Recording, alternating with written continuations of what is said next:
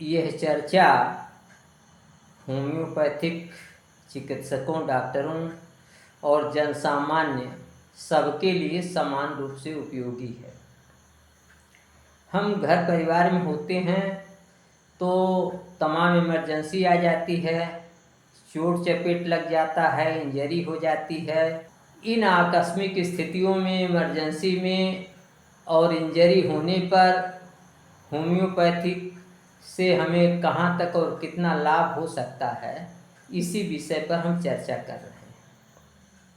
तो हम ये देखते हैं कि होम्योपैथी में तमाम ऐसी दवाएं हैं जो हमें इमरजेंसी और इंजरी होने पर काम आ सकती हैं। उनमें से कुछ का नाम मैं यहाँ बता रहा हूँ। Ferrum phos, kali phos, natrum mur, arnica, hepar sulphur, carbolic acid, ledum pal, aconite, causticum, anthracinum, china cantharis, hypericum, leucas aspera. तो इस तरीके से औषधियाँ तो बहुत हैं, लेकिन कुछ हमने मुख्य औषधियों का यहाँ नाम लिया। अब हम ये देखेंगे कि विभिन्न जो हमारी इमरजेंसी होती है उसमें किस तरीके से ये होम्योपैथी रेमडीज हमारे काम आ सकती हैं। तो एक सामान्य सी बात हम लोग के यहाँ होती है, विशेष रूप से गर्मी के दिनों में, कि प्रायः लोगों को बिच्छू डंक मार देती है और उसमें लोगों को बहुत परेशान होना पड़ता है, दर्द पीड़ा होती है, लोग बेहाल हो जाते हैं। तो बिच्छू के डंक में होम्योपैथी बहुत ही उपयोगी है। इसमें मैं नेट्रामूर 6X की 20-25 गोलियां एक कप गर्म पानी में घोल करके चाय के तरीके से पीने के लिए रोगी को देता हूं और उसे तत्काल लाभ होता है। बाहर से यदि डंक वाली जगह पता हो तो वहाँ नेट्रामूर 3X अथवा साधारण नमक का घोल लगाया जा सकता है। इससे बहुत बढ़िया आराम होता है। और अगर डंक वाले स्थान पर सूजन आ गई हो, अधिक सूजन आ गई हो, तो वहाँ मैं एपिस 30 की एक मात्रा देता हूँ, एक खुराक देता हूँ और इससे बहुत ही अच्छा लाभ होता है। सामान्य रूप से आप देखते हैं कि तमाम मधुमक्खी के डंक से पीड़ित लोग होते हैं। एक खुराक एसिड कार्बोलिक 30 या 200 देता हूँ और रोगी को तत्काल आराम होता है। ये एसिड कार्बोलिक बहुत ही अच्छी दवा मधुमक्खी के डंक के मारने की है। इसी तरीके से घर परिवार में बच्चों को, बड़ों को, बूढ़ों को, औरतों को कभी कभी हड्डे डंक मार देते हैं, तो हाड़ा जो कहते हैं देहात में, तो इनके डंक मारने पर बहुत भयंकर जलन, पीड़ा, परेशानी होती है।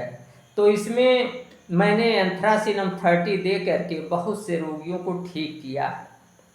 इसी तरीके से कभी किसी के हाथ में सुई चुभ गई, भाला चुभ गया, कील चुभ गई, कांटा चुभ गया, यानी नुकीली चीज़ अगर किसी के हाथ, पैर या शरीर में चुभ जाती है तो वहाँ जो है मैं लीडमपाल 200 देता हूँ और इससे तत्काल व्यक्ति को लाभ होते मैंने देखा है, रोगियों को तत्काल आराम होते हुए देखा। इसी तरीके से कहीं हम गिर पड़े, कहीं चोट खा गए, कहीं टकरा गए, बच्चा टकरा गया, तो उस स्थिति में आर्निका 30 बहुत उपयोगी है।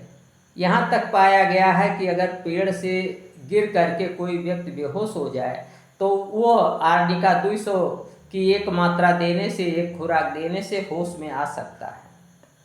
इसी तरीके से अगर किसी के हाथ उंगली कुचल जाए तो और उसमें असह्य दर्द, वेदना, पीड़ा हो, तो वहाँ हाइपेरिकम बहुत ही लाभदायक है।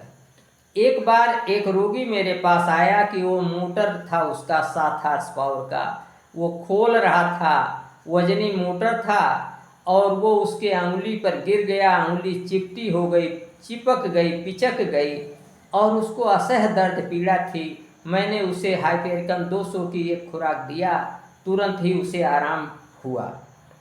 तो इस तरीके से ये हुआ, अगर कोई आग या सूखी आग से जल जाता है तो वहाँ मैंने कौष्टिकम 1000 को बहुत ही उपयोगी पाया। तमाम लोगों को सांप काट लेता है और जीवन संकट में पड़ जाता है।